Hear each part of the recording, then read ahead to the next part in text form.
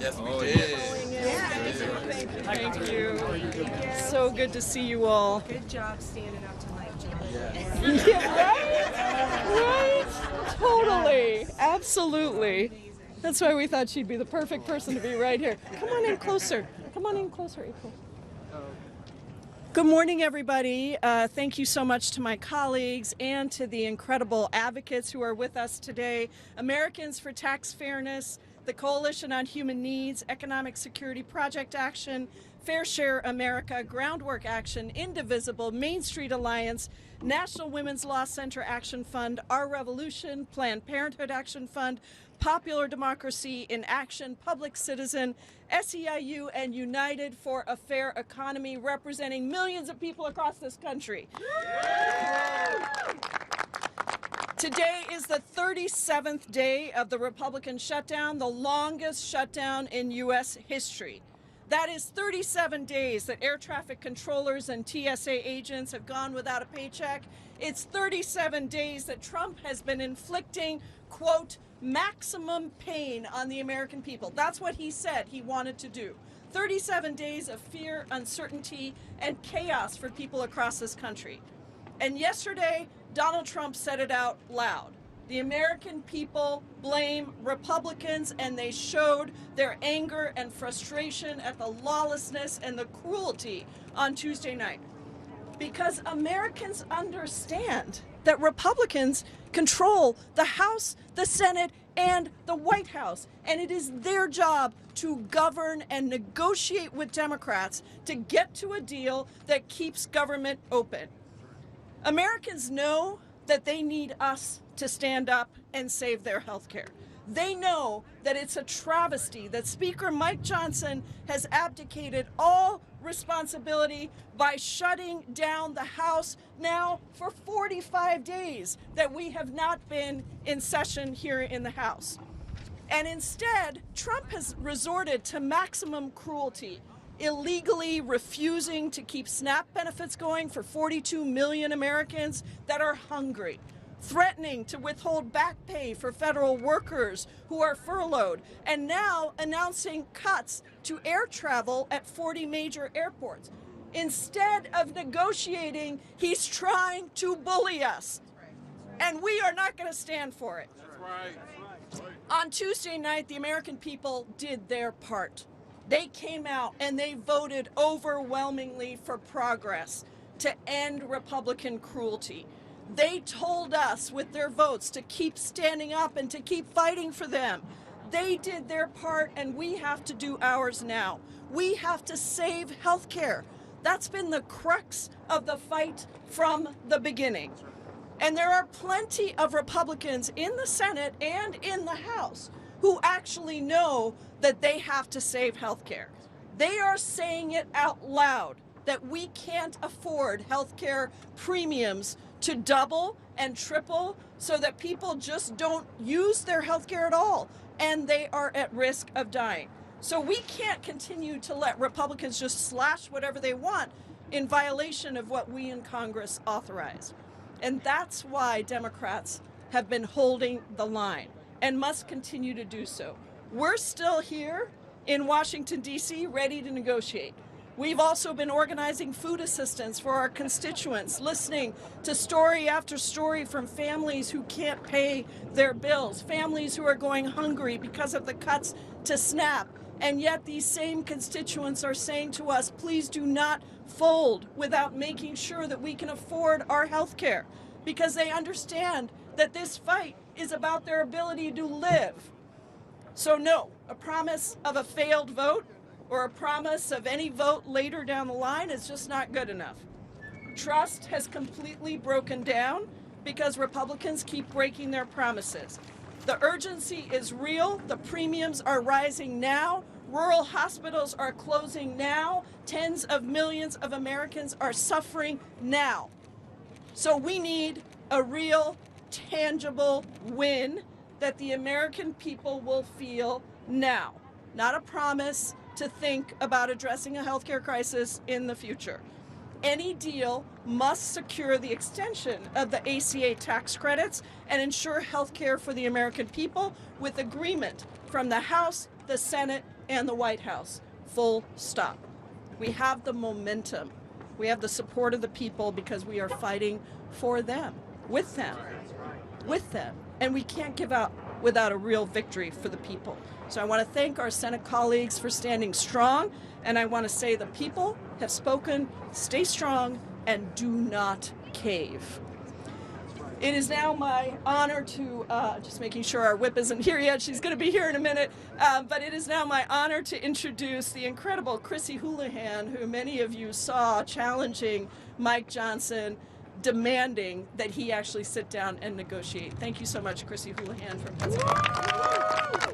Thank you, Representative Jayapal. My name is Chrissy Houlihan, and you probably don't hear me speak quite as forcefully as I did yesterday, but I come from just up the road, a purple district in Pennsylvania, just outside of Philadelphia, that has just as many Republicans as Democrats in it. Those who know me understand that I am pragmatic, I'm typically cool-headed, and I'm typically quite collegial. And for the past 7 years, I've dedicated my efforts, first and foremost, to bipartisanship, because I really believe very much to my soul that in order for us to succeed for our constituents, mine and everyone else's, that the people they send to D.C. must work together. It was never, ever optional until now. Legislating that really creative process requires that we work across the aisle. It requires that we reach across every single divide and that we navigate every disagreement to negotiate the very best possible available optimal solution for all of the American people. Is this a perfect system? Clearly it is not. Sometimes, in fact most times, the results aren't exactly what anybody wanted completely, but that's the messy reality of our democracy. It's a treasured process. And every single member of the Congress has promised, indeed taken an oath, to protect that process. Negotiation is a tool that Congress has deployed since America's founding. But right now, inexplicably in my opinion, the Republicans have refused to engage in it. And it's that stubborn refusal that is having catastrophic and life-threatening consequences. For the first time ever in my service here, Republicans have gone radio silent, which is in fact why with Mike Johnson in our current most recent exchange, and I like to think of it as a dialogue more than a confrontation, at his press conference yesterday, he reminded me and the American people that he has literally not sat down and talked to Democratic leaders since before the shutdown. Before the shutdown, now on day 37. I reminded him that I have his phone number, I have Hakeem's phone number, and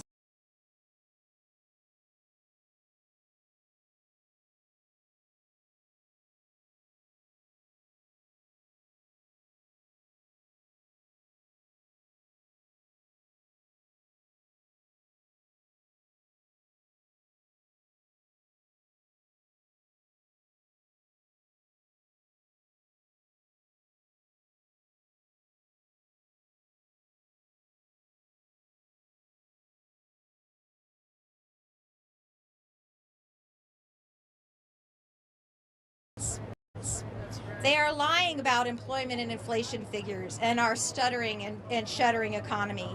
They are lying about the actual price of gasoline and groceries and so much more.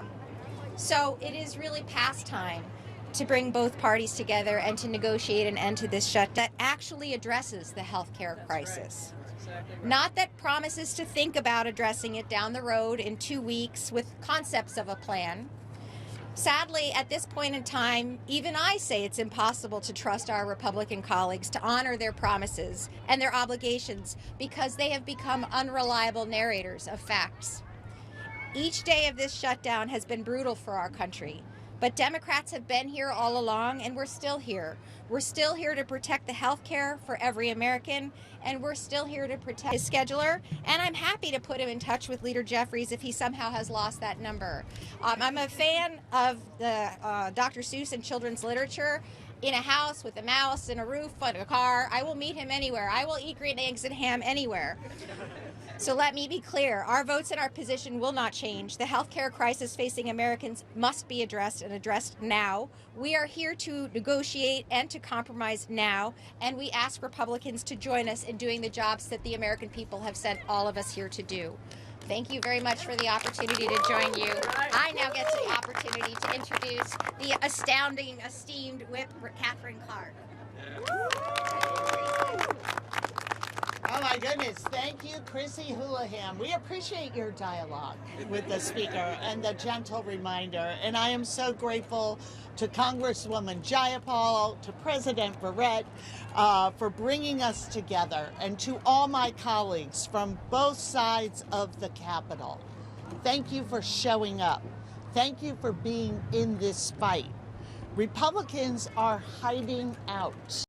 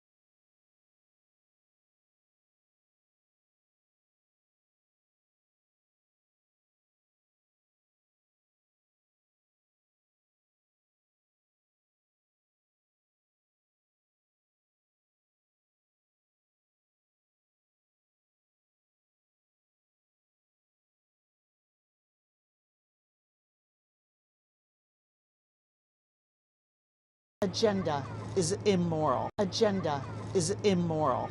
It's insidious, destructive to the very people they were sent to Congress to represent.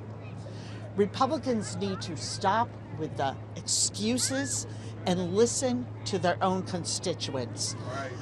I want to tell one story of Allison Chandra from Utah. Allison grew up in a conservative family. She was actually opposed to Medicaid. She embraced a lot of the talking points we're hearing from Mike Johnson and our GOP colleagues. And then Allison found out her son had a rare, threatening heart disease. She and her husband simply couldn't afford the treatment their son needed without Medicaid.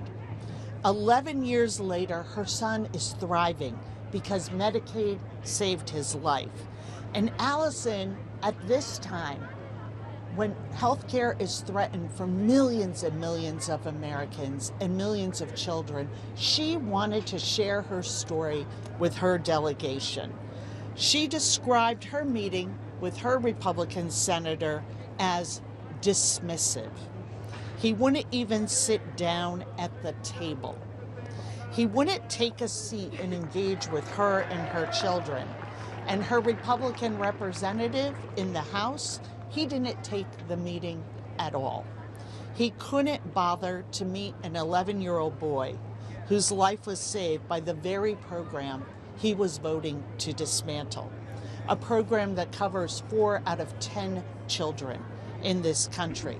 So Republicans can pretend, they can spin their story that they sit on the side of working families in this country. Ask them if they've talked to a mom like Allison. Ask them if they're ready to protect health care for kids in this country. And then ask them to come back to work. Thank you so much.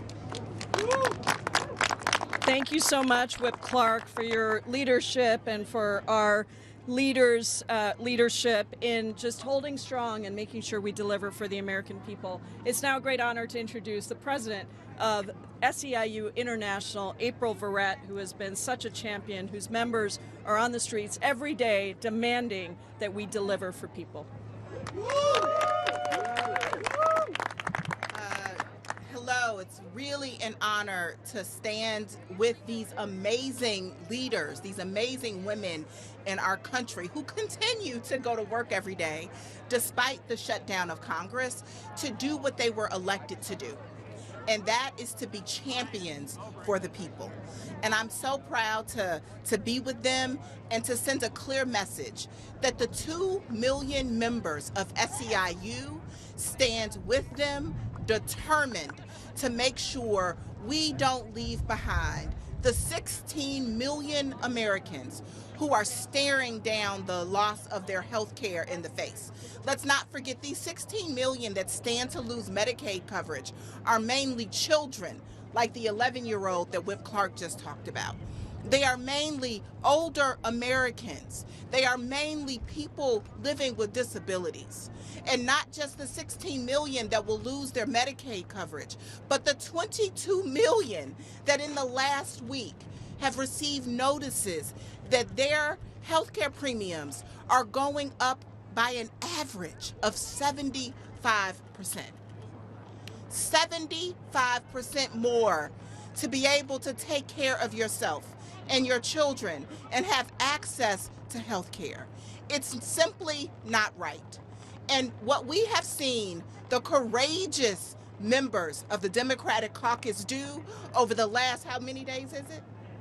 37 long days, say we will not be bullied, we will not bow down, we will not bend a knee, because they are here for the 16 million and the 22 million and millions of others who will not be sacrificed at the altar of Donald Trump. They will not be sacrificed at the altar of billionaires who don't need another dollar, but who can't seem to accumulate enough of them. And so we are determined to say, stick with this fight, because righteousness, morality is on our side. Yes. We are doing the work we are called to do, to stand with and for the people of this country. And we sent a real loud and clear message on Tuesday. That's right. This is our country. This is our democracy. And you gotta come see us. Yes. You gotta come see us. And so, thank you all for being here today to help us send this message. Republicans, show up. Do your job. Protect people, right?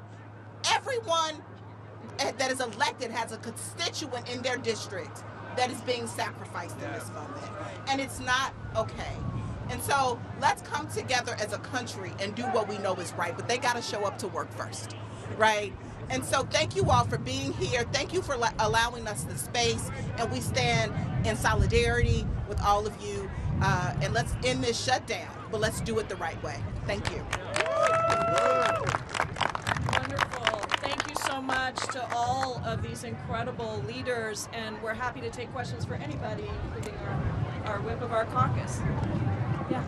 Your colleagues, your progressive colleagues, AOC and Bernie Sanders, have recently talked about how the establishment and the old guard have been undercutting the future of the Democratic Party, the younger generation. On the heels of Nancy Pelosi announcing that she's retiring, should other members of the old guard, perhaps like Leader Schumer, step aside as well? We're really focused on ending the shutdown and preserving healthcare, and I'm happy to talk to you about that later. But the reality is we've got something really critical that is happening right now. People across this country are hungry, and we need to make sure that we are continuing to stand strong, as the House Democratic Caucus has been doing, as the Senate Democratic Caucus has been doing, and we want to continue that, because I think Trump said it perfectly on yesterday. He said that the American people understand who's responsible for this crisis. So let's end it by negotiating and getting a deal that preserves health insurance premiums and the ability to cancel all these cuts to make sure that we are actually working for the American people. It sounded like the SNAP payments will probably be reduced and delayed following the court's orders to fund the benefits through the USDA contingency fund. Brooke Rollins is now saying it could take weeks. But isn't opening the government the best and long-term approach to the immediate crisis? And how much longer are Democrats going to hold out on refusing to pass the CR when it could just be done today? Let me be very clear about SNAP. There are contingency funds there so that SNAP doesn't have a single day down. And what Donald Trump did is illegally withhold those funds. Then 2 federal judges said, you are not allowed to illegally withhold those funds. You need to release them and fully fund SNAP. And then yesterday, he said, not only are they going to cut SNAP benefits, but the restrictions that the Ag Department just introduced actually even further limit eligibility of SNAP. So some SNAP families won't even get any benefits if you leave it to Trump. And the Ag Department admitted that they have the money there to pay for it. So let's be very clear about why SNAP is not happening right now, because Donald Trump is illegally withholding funds and now trying to disobey court orders to release those funds. That's what needs to happen on SNAP. Funds would only fund SNAP for a couple of weeks, right? He It's not a has long-term additional solution. dollars that he can use. And by the way, he found $40 billion to send over to Argentina. He's continuing his renovations on the White House and holding lavish parties at Mar-a-Lago while people are starving. We've got the money. Yeah. Senate Democrats are having a big lunch today. They're going to have another big family discussion over there. One of the things that they're considering is the idea of, as part of some kind of deal, you guys all know it's sort of scattered, a date certain vote on an ACA extension. Is that something that you think? Is that what you want? Is that something that you feel like they should accept in order to end the shutdown? Well, I'll say what I think and then invite Chrissy as well. Look, a date certain on a vote that is deemed to fail is not the answer. Because, well, why not? If it can pass, and why not do it right now? I mean, let's put it on the floor right now. There is no trust, and you know this, Lisa, because you've been watching everything that's been happening. Why on earth would we trust what they are saying? If it's so important and they know it can pass, then let's just do it right now. I co-sign. Anybody else? All right, great. Thanks, everybody. Thanks. Oh, sorry. Go ahead. Thank you. So, like what Lisa was saying, there's some daylight between these Dems then? I mean, we were talking about the old guard and these young new progressives who are holding the line. Bernie Sanders took over Senator Schumer's podium yesterday saying, hold the line. What's the message that we have to these Democrats who are having these conversations right now? I'm not a young progressive, and I'm standing here saying that we need to hold the line. Right. Thank you. It is not generational and it's not ideological. It's about delivering for people. And so I think that's what we're saying is hold the line. And I really appreciate my colleagues who are in tough districts, because I'll tell you what, I know we have this everywhere, including federal workers who are going without their paychecks, either going to work or furloughed. They are saying to us, many of them, hold the line, because they know that if we come back without actually addressing health care, look, this is a government that fired 250,000 federal workers before the shutdown ever happened. So let's just get it done. Did you want to say? Yeah, just on the federal worker piece, my union represents 70,000 federal workers. There are obviously millions of more that I stand in solidarity with. We cannot allow this government to continue to use federal workers as a pawn. And the way that they got up yesterday and threatened, airline cuts, I just think it is despicable. They continue to use the real hardships that federal workers are facing as political folly. We're not going to be tricked. We're not going to be fooled. Fix health care, fund the government, and pay people what they go to work every single day to earn. Great. All right. Thank you, everybody. Appreciate you coming out.